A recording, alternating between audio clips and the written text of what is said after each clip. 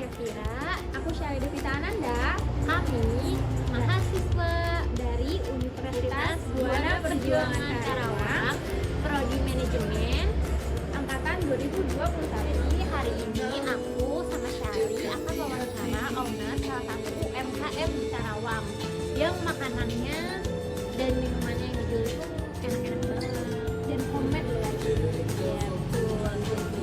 Jadi teman-teman kita ikutin yuk sharing video sama ownernya. Let's go. Assalamualaikum warahmatullahi wabarakatuh. Hai,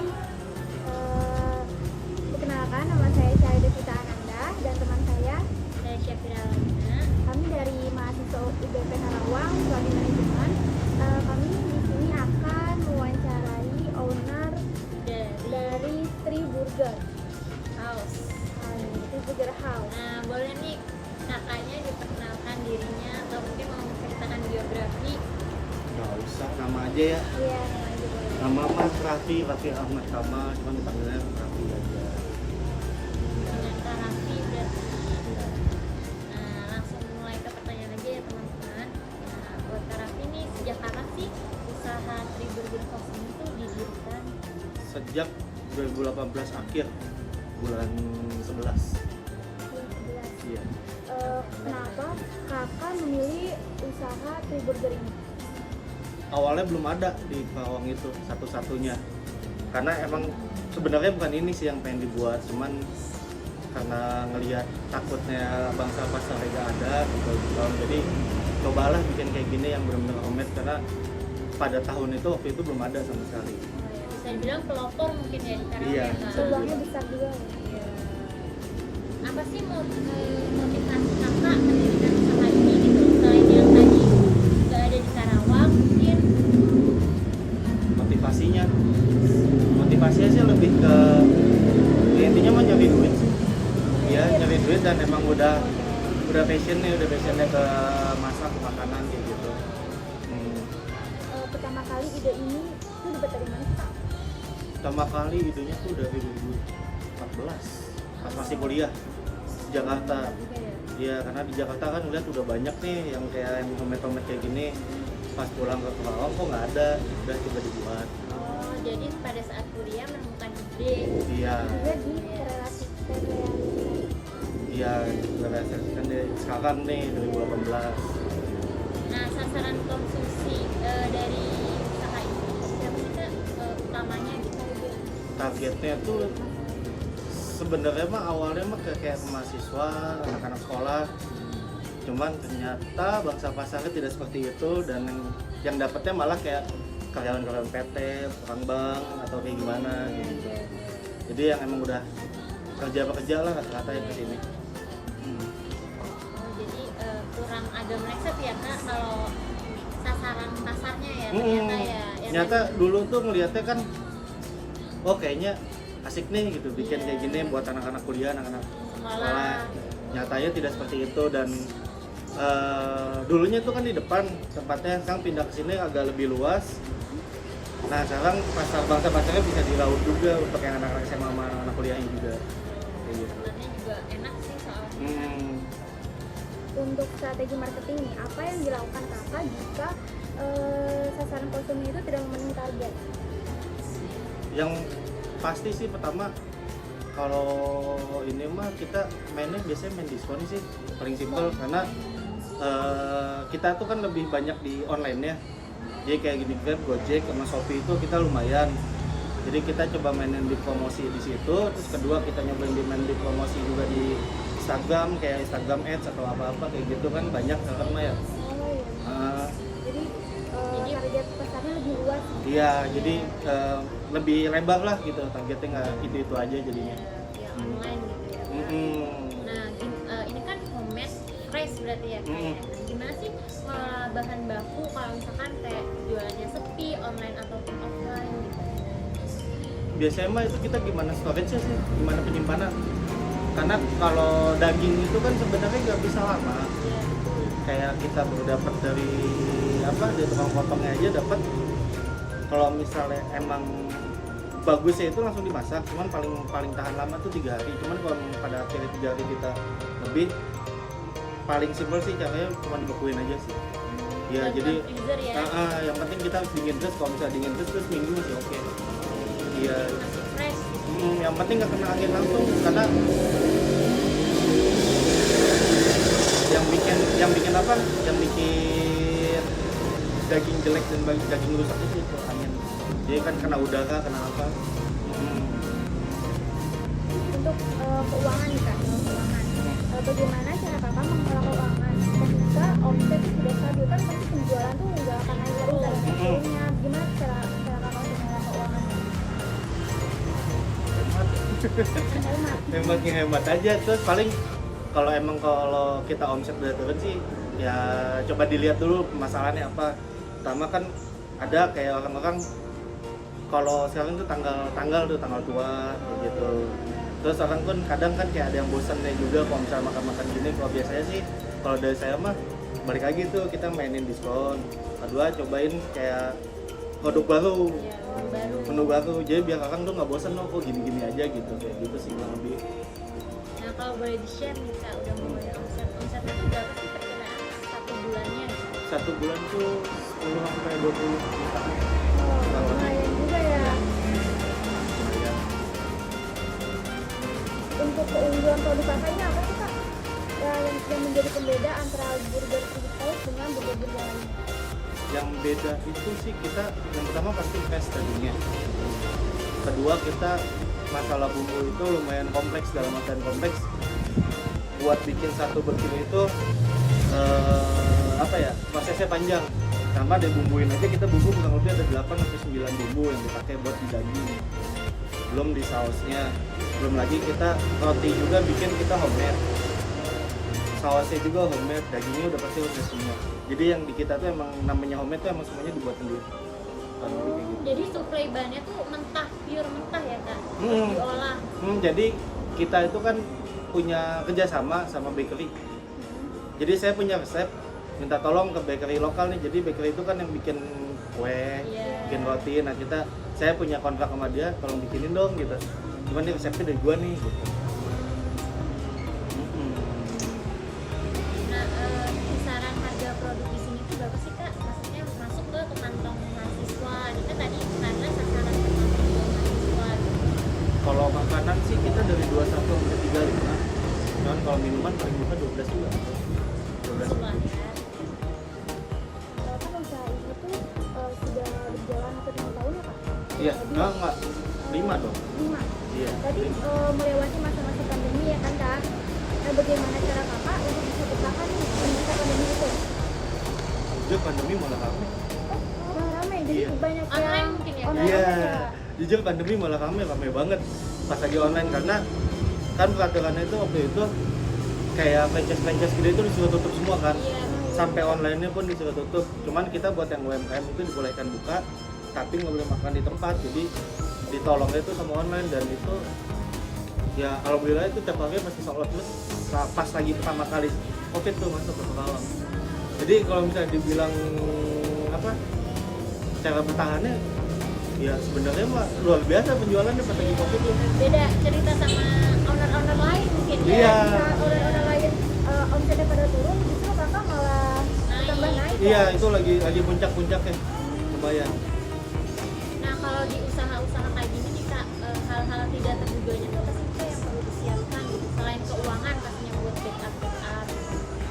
Hal-hal tidak juga itu paling sebenarnya sih lebih ke manajemen bahan baku sih, karena kan kalau misalnya lagi rame kita kan kadang kalau misalnya ngecek bahan baku tuh ada yang habis cuman nggak kecek sama kita. Jadi kalau misalnya ada yang beli taunya habis kosong. Nah, terus yang kedua sih gimana caranya si bahan baku ini tahan lama, karena bukan cuma daging masalah kita, di roti juga. Saus juga ya kan? Saus mah masih aman, masih gampang lah ini. Cuman di roti gitu tuh dari keluar dari oven sampai nyampe ke saya itu nyawanya itu 4 hari kurang lebih. Jadi caranya tuh kita pertama nggak bisa bulk order, jadi sekali pesan tuh nggak bisa banyak. Jadi sekali pesan tuh cuma 20, 30. Cuman kalau misalnya kayak sehari sebelumnya ini udah sisa dikit, kita order lagi buat besoknya, kayak gitu sih.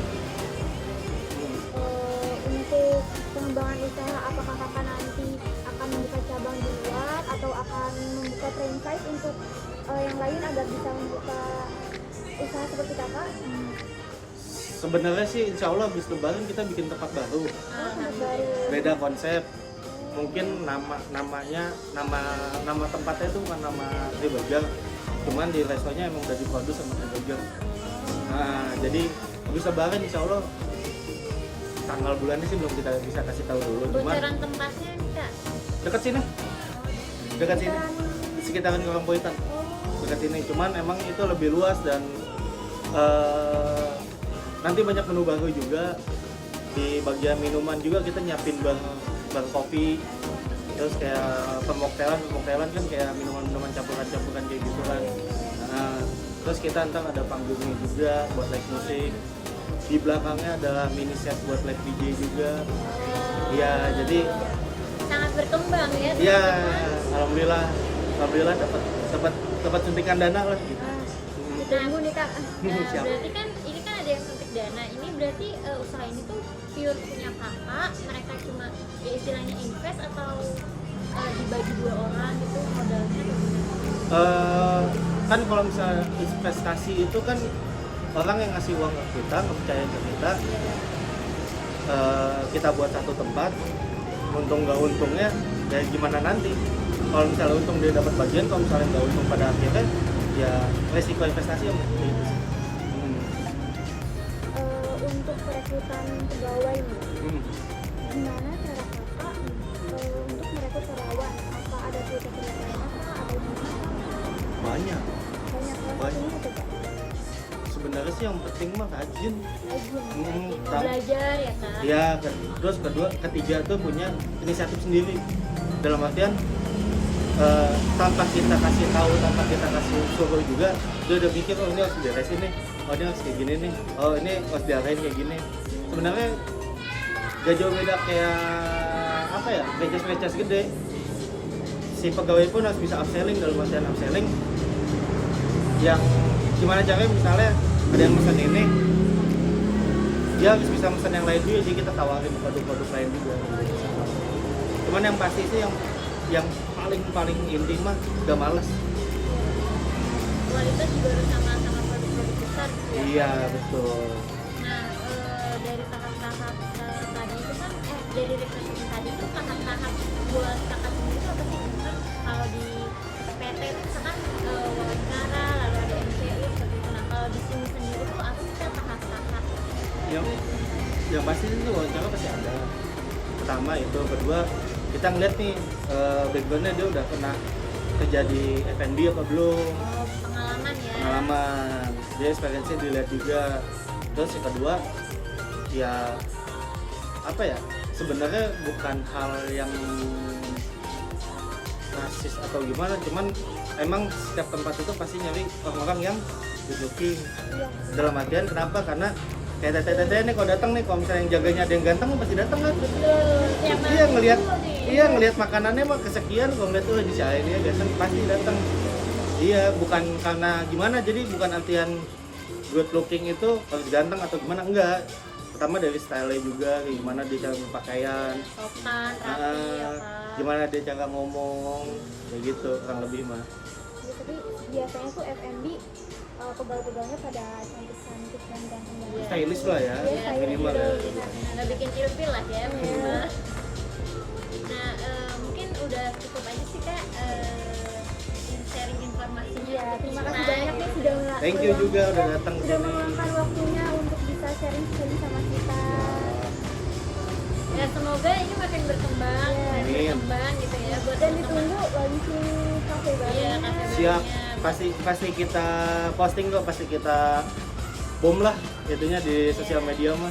Boleh Asalnya dikasih tahu sosial medianya tuh apa ya kak? Free.Burger House. Instagram ya? Iya, Ada Instagram. TikToknya atau gimana? Belum ada sih TikTok belum ya. ada. Belum ngerti soalnya Oh, pakai TikTok ya. Jadi berjalannya waktu ya Kak. Iya, Kalau boleh kalian- Instagram aja. Iya, boleh Instagram ya teman-teman. Terima kasih, bye.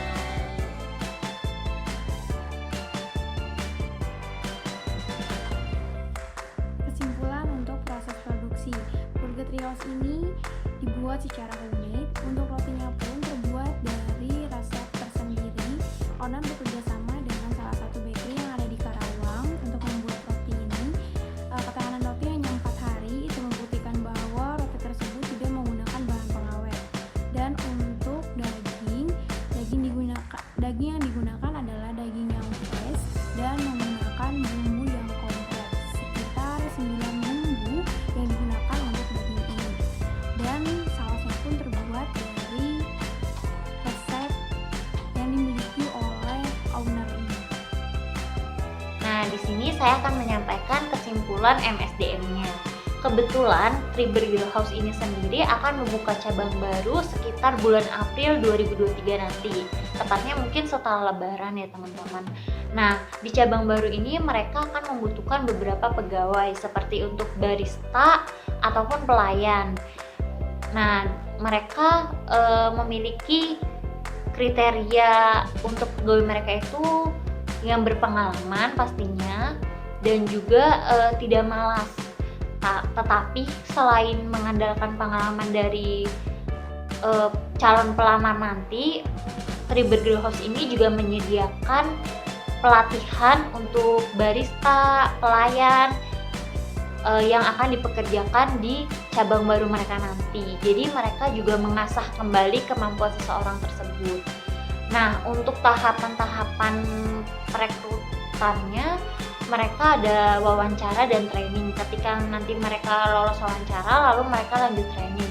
Ketika di training nanti mereka lolos kualifikasi lagi, mereka akan dipekerjakan di Three Burger House ini sendiri. Kesimpulan untuk keuangan Burger Free House. Omset yang dicapai oleh Burger Free House ini dalam sebulan yaitu 10-20 jutaan. Cara owner untuk mengelola keuangan yaitu dengan cara hemat. Nah, di sini saya akan menjelaskan tentang kesimpulan pemasaran. Suatu usaha hubungannya sangat erat dengan pemasaran. Begitupun dengan Three Burger House ini. Three Burger House ini juga membutuhkan pemasaran karena mereka adalah burger homemade nomor 1 di Karawang. Dan tentunya pasti mereka harus mengenalkan rasa burger homemade ini kepada warga Karawang. Karena mungkin warga Karawang lebih sering memakan burger junk food dibandingkan burger homemade yang fresh seperti itu. Nah, untuk Three Burger House ini sendiri mereka lebih memilih kepada digital marketing karena mereka menggunakan sosial media untuk pemasaran tersebut. Mereka menuangkan semua produk di Instagram mereka dan juga promo-promonya. Mereka juga menggunakan ojek online seperti itu. Selain digital marketing juga mereka menggunakan teknik marketing yaitu dari mulut ke mulut seperti itu. Jadi kayak misalkan pelanggan satu datang lalu membawa temannya, lalu datang lagi dengan teman yang lain seperti itu. Jadi teknik pemasarannya digital marketing dan juga dari omongan ke omongan